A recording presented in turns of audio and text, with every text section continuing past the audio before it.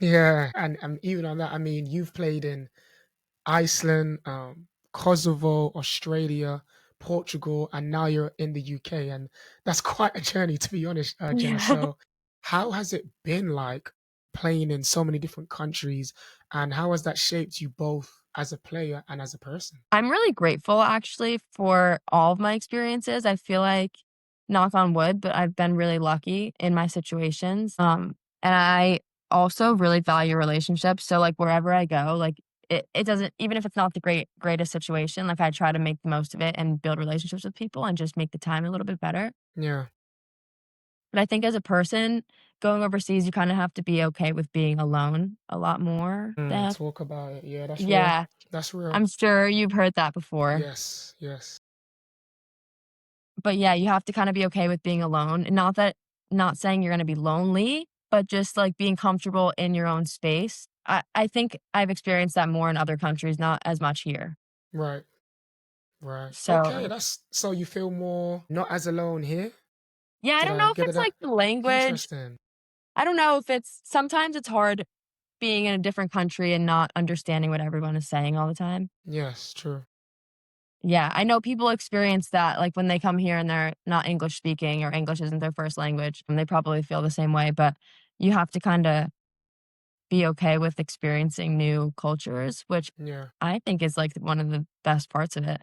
right. But yeah, Yeah, and you see, just before we even get to just the different cultures that you've been immersed in, you spoke about something that is super weird, and honestly, it's doing this podcast has really given me like a deeper insight and understanding of what life really is like as an overseas pro. And like you said, I mean, at times you can feel or be alone, and sometimes you really want to be with your family, or you're missing weddings, birthdays, key moments in your friends' lives. So it definitely can be challenging at times. How do you, through all of that, Jenna, whether it's through the love of basketball or just the experiences, like what keeps you grounded, determined, focused, balanced during those times when you've missed your best friend's birthday, or you got invited to a wedding, or you can't make it, or things of that nature? Like, how do you stay together? that's another great question.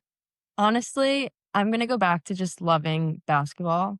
I feel like it's really cliche to say, but, I remember one of my teammates was we did these senior interviews, like, when I was graduating, so basically they interview your teammates and they're like, "What have you learned from this person?"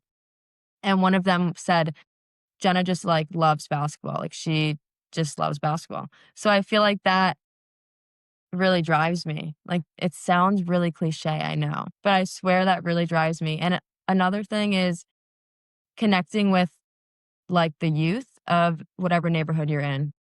Mm, I love that. Yeah, Yeah, yeah, like, you don't realize the impact that you're making on anyone really, but to see, like, a kid look up to you and, like, be like, "Wow, like, that's what I wanna be," like, that really pushes me. yeah. And when you say you love basketball, what does that mean to you, to love basketball? I just enjoy every aspect of basketball. I like other sports as well, but there was something about basketball that just, like, I couldn't let go of. That's why now I play overseas. Yeah, But, yeah.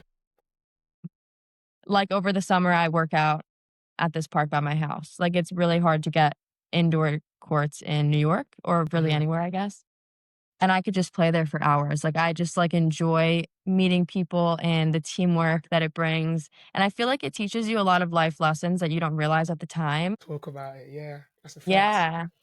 Right? Have people said that to Yeah, you before? absolutely. Honestly, I mean, even for me, like, it's crazy. I was just having this conversation with my big bro. Shout out to my mentor, Coach Hugh. We was meeting up for coffee, and I was speaking to him about like a problem that I was having at work, and he was like, "D, let's put on the coaching hat. You have a player, and you're coaching a player that doesn't want to fit in the system. They want to do their own thing. Yeah, they score 43 points, but your team still loses. Like, would you want that player, or do you want a player that is able to adapt to your play style? And rather than be an individual, do you want them to be like a team player? I would want it to be a team player.